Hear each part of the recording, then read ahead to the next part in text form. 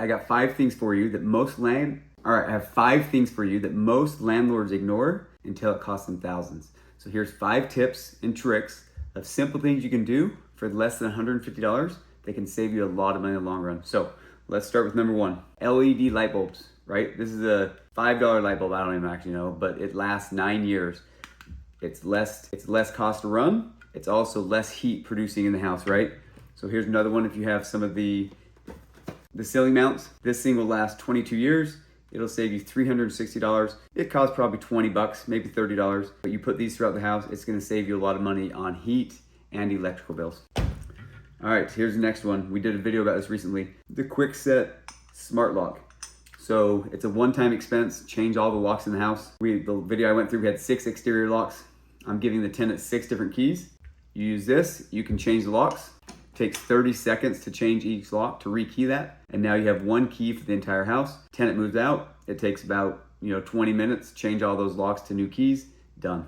Another one we went to is this water detector. So you buy these are about 20 bucks each, 25 bucks each, and you put them around any water source.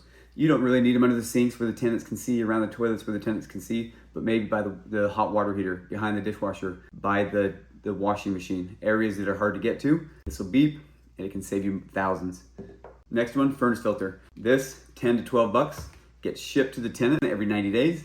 They get it, they see it, they install it, throw the other one away. It can save you a lot of money for clogged furnaces that lack of airflow can cause a lot of the major problems with HVAC.